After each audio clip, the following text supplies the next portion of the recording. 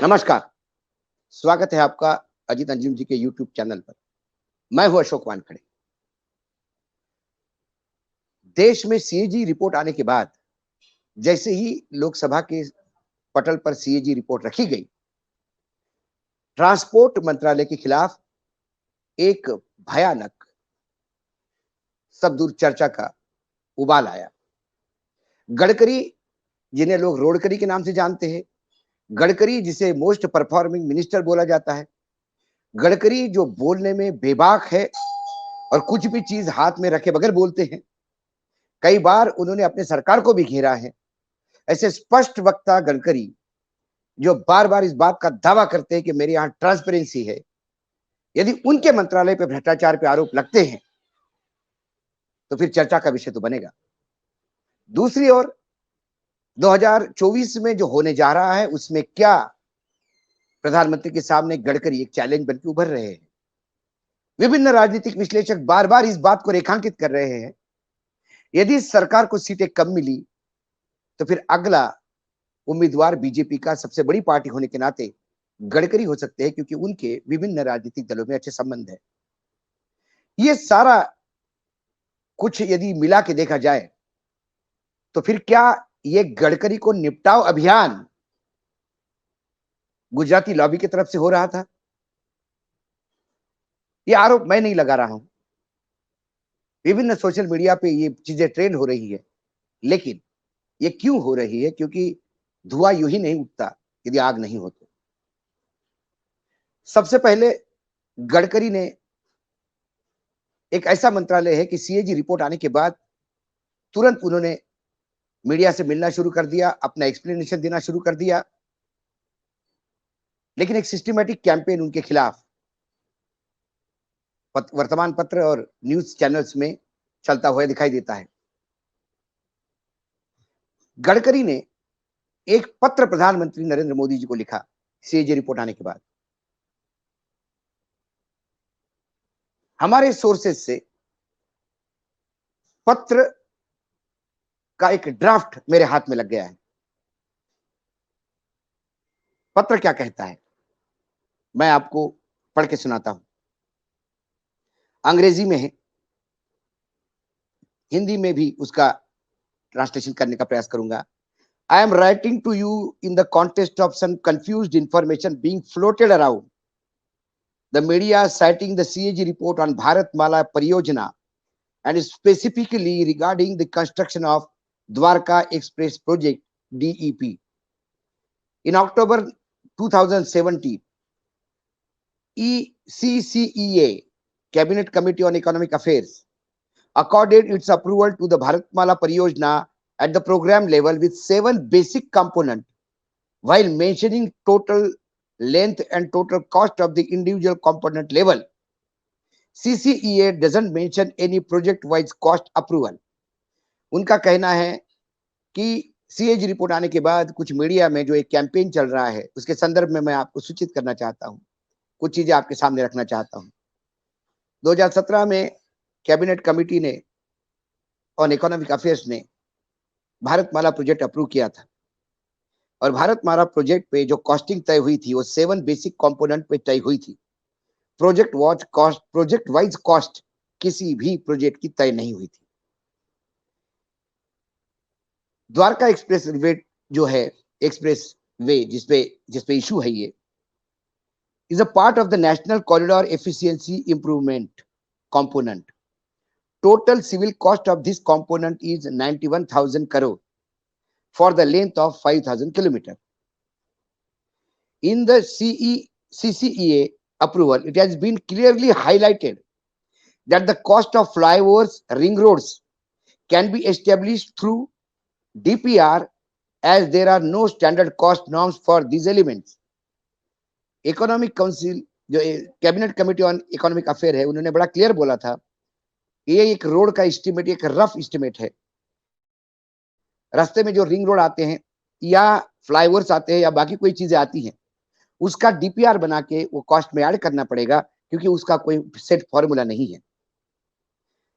CAG has enormously calculated the average civil cost of 18.2 crore per kilometer. CAG ने average cost, civil cost जो है 18 करोड़ 20 लाख रुपए पर kilometre ली थी। इसमें जब उन्होंने द्वारका एक्सप्रेस वे पे अपने कमेंट किए, उसमें उन्होंने बाकी चीजें नजरअंदाज की। कौन सी चीजें हैं? जैसे कि टनल्स है, मल्टी लेवल इंटरचेंज है, सर्विस रोड्स है। Average civil cost put to tender for all 4 packages of Dwarka expressway is to 206 crore 40 lakh per kilometre आता है। लेकिन जो कॉन्ट्रैक्ट टेंडर दिया गया वो 182 करोड़ पर किलोमीटर का है। ये बिडिंग प्रोसेस 4 से 12 टेंडर, मतलब 4 से 12 बिडर्स थे। इसमें ट्रांसपेरेंट हुआ है, ये सारा मंत्रालय में इसके कागज पड़े हुए हैं। द्वारका एक्सप्रेस वे क्या है, इसके पैरामीटर्स क्या है? द्वारका एक्सप्रेस वे ये भारत का पहला ऐसा अजूबा है जिसने टेक्नोलॉजी और स्टैंडर्ड्स के एक माइलस्टोन स्थापित किए हैं। ये देश का पहला 8 लेन एलिवेटेड रोड है जो सिंगल पियर पे है। इंडिया का पहला 4 लेवल इंटरचेंज 2 जगह है। मल्टीपल 3 लेवल इंटरचेंजेस है। 8 लेन के टनल है जिसकी लेंथ 3.6 किलोमीटर है। दूसरा 6 लेन का एक टनल है जो एयरपोर्ट को कनेक्ट करता है, उसकी लंबाई 4.5 किलोमीटर है। सर्विस रोड भी एलिवेटेड है सब इंटरचेंज पे। इसके सिवाय 6 लेन सर्विस रोड एक्स्ट्रा है। द्वारका एक्सप्रेस रोड की कुल लंबाई 29 किलोमीटर है, लेकिन इसमें 14 लेन यदि आप पकड़े एवरेज करके कि 8 लेन एलिवेटेड और 6 लेन सर्विस रोड पकड़े तो इसका टोटल 563.35 किलोमीटर होता है। यदि टोटल द्वारका एक्सप्रेस का अवार्डेड कॉस्ट 5,269 करोड़ है तो इसका एवरेज 9.35 करोड़ सिविल लेन का पर लेन आता है। डबल लेन का स्टैंडर्ड यदि 18 करोड़ 70 लाख आता है तो ये 18 करोड़ 20 लाख के पास ही है। बाकी चीजें भी उन्होंने बताई। एक बात बहुत क्लियरली वो कहते हैं कि moreover it is pertinent to mention that our department and CAG officials engage in multiple discussions and response to the final draft committed। उनका यह कहना है कि सीएजी के अधिकारी और मेरे मंत्रालय के अधिकारियों ने कई मीटिंगों के दौर किए। सीएजी ने जो जो चीजें पूछी उसका हमने जवाब दिया। फाइनल ड्राफ्ट पहुंचने में सीएजी के पास थोड़ा देरी हो गई क्योंकि अलग अलग एजेंसी से जो मेरे मंत्रालय के पास भी नहीं थे, ऐसे एजेंसी से बहुत सारी चीजें इकट्ठा करनी थी। इसके बावजूद ये जो बताया गया है कि इतने 18 करोड़ का रोड 251 करोड़ का दिया, ये पूर्ण रूप से गलत है। ये प्रधानमंत्री जी के पाले में गेंद है। देखना यह है कि प्रधानमंत्री जी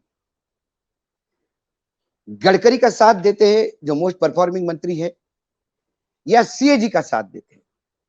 अब ये सीएजी इतने महत्वपूर्ण कैसे हो गए?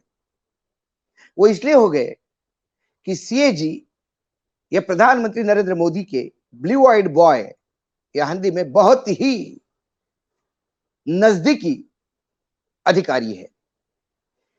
जब प्रधानमंत्री नरेंद्र मोदी, मतलब इनके बारे में ये कहूं तो ये 1985 बैच के अधिकारी है। ये है उड़िया लेकिन गुजरात कैडर के हैं। प्रधानमंत्री नरेंद्र मोदी जब मुख्यमंत्री बन के गए तो ये उनके प्रिंसिपल सेक्रेटरी थे और यही करीब करीब सरकार चलाने में एक बड़े पिलर माने जाते थे। जब नरेंद्र मोदी जी ने अमित शाह जी को गृह मंत्रालय दिया तो इन्हें वहां ज्वाइंट सेक्रेटरी बना के भेजा। राज्य की बात कर रहा हूं मैं, केंद्र में नहीं, राज्य में। और ये ज्वाइंट सेक्रेटरी होते हुए भी गृह मंत्री गुजरात के गृह मंत्रालय में पूरा गृह मंत्रालय चलाने का जिम्मा इनके पास था। 2002 के दंगे जो है ये इन्हीं सीएजी जो है हमारे गिरीश चंद्र मुर्मू इन्होंने हैंडल किए थे। अमित शाह उसके बाद जेल गए। अमित शाह का जेल के छुड़ाने के लिए जो कागज पत्र जो करने थे, तो अमित शाह के नजदीकी मित्र, क्योंकि अमित शाह जब गृह मंत्री बने गुजरात में, तो उनकी नजदीकी बढ़ी इनसे, तो उनका सारा जिम्मा भी इनके पास था। फिर गुजरात मिनरल और मेटल कारपोरेशन के चेयरमैन भी बनाए गए। प्रधानमंत्री बनके मोदी जी दिल्ली आए। 370 और 35A का काम होने के बाद जम्मू कश्मीर राज्य को 3 यूनियन टेरिटरी में डिवाइड किया गया। इस समय जम्मू कश्मीर के एलजी के रूप में इन्हें भेजा गया और ये पहले लेफ्टिनेंट गवर्नर थे जिन्होंने वहां चार्ज लिया। वो सारा काम करते गए। फिर एकाएक 2020 में 5 अगस्त 2020 में इनका इस्तीफा हुआ। सारे लोगों की आंखें तन गई कि ऐसा क्या हुआ कि इतने नजदीकी अधिकारी अपने और एलजी के पद पे थे, क्यों इस्तीफा लिया गया, समझ के परे था। लेकिन ये उलझन जिन जिन के दिमाग में थी वो 8 तारीख को क्लियर हो गई, क्योंकि 5 अगस्त को इस्तीफा हुआ और 8 अगस्त को सीएजी के रूप में इन्होंने चार्ज किया।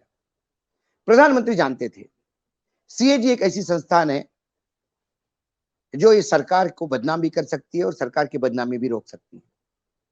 यूपीए सरकार में 2014 में जो नरेंद्र मोदी जिस लहर पे चल के आए, वो भ्रष्टाचार विरोधी लहर बनी ही सीएजी की रिपोर्ट से थी।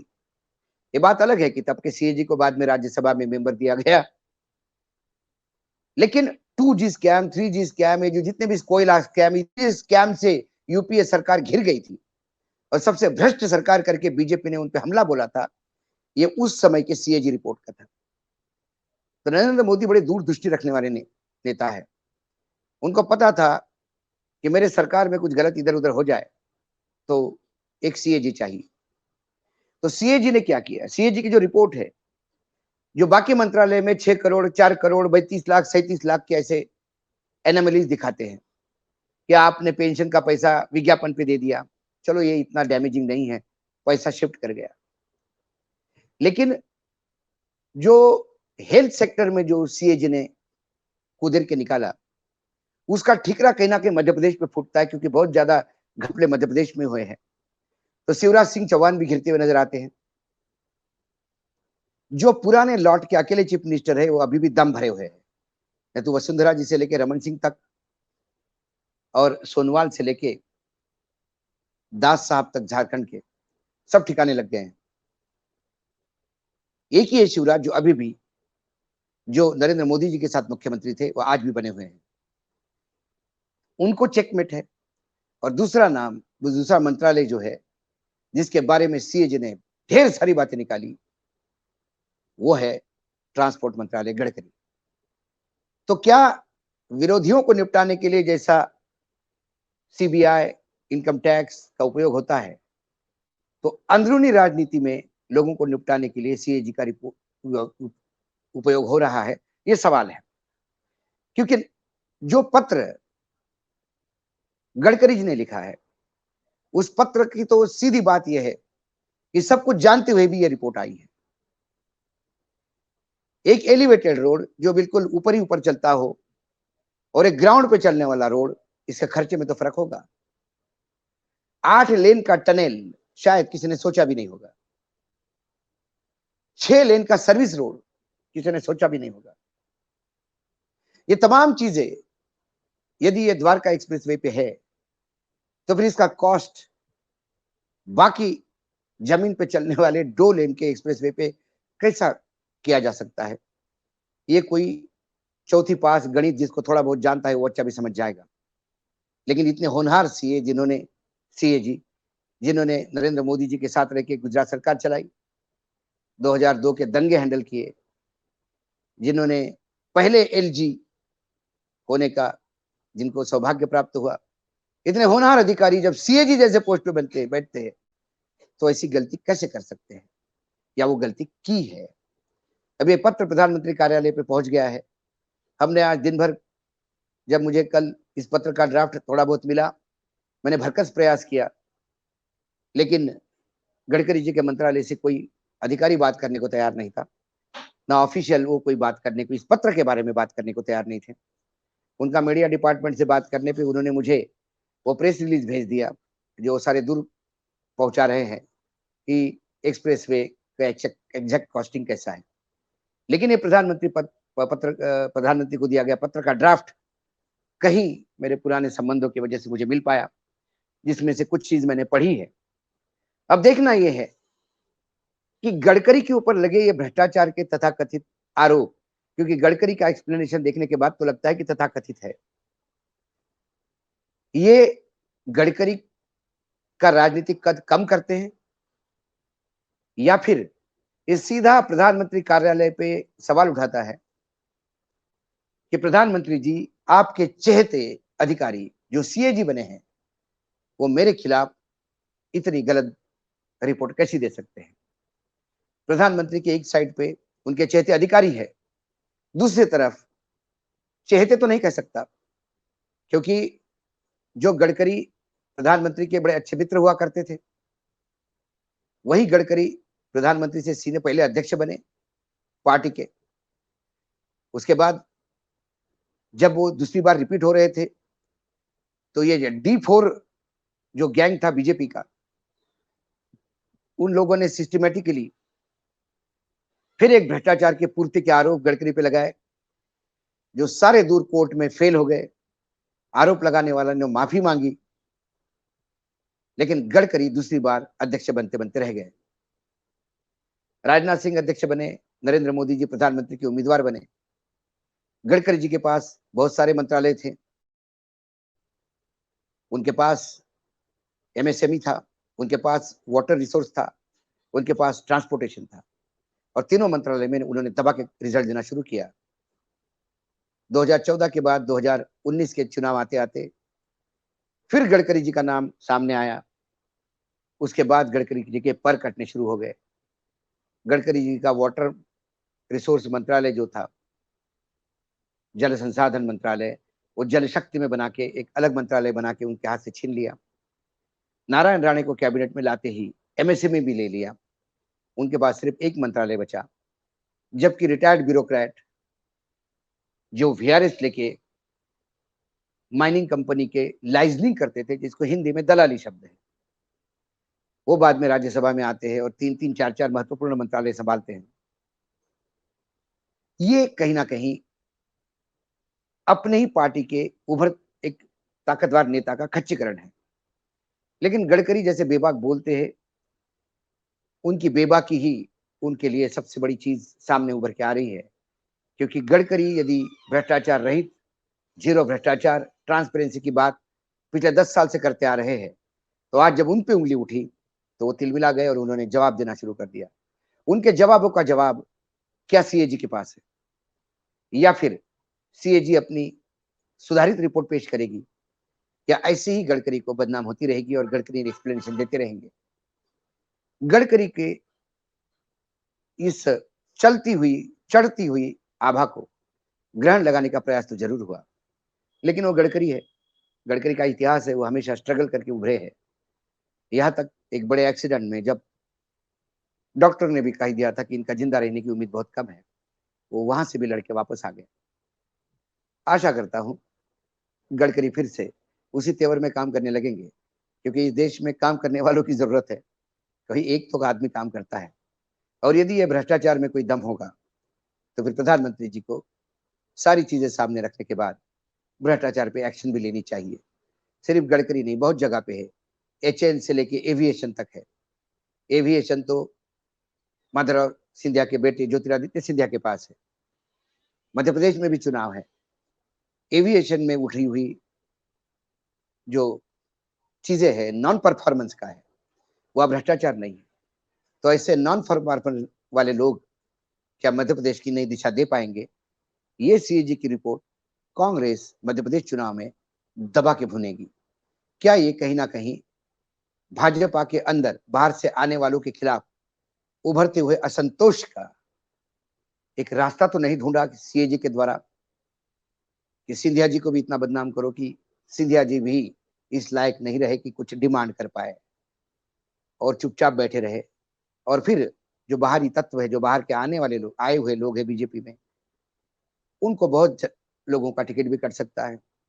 ऐसी बात लगातार राजनीतिक गलियारों में हो रही है।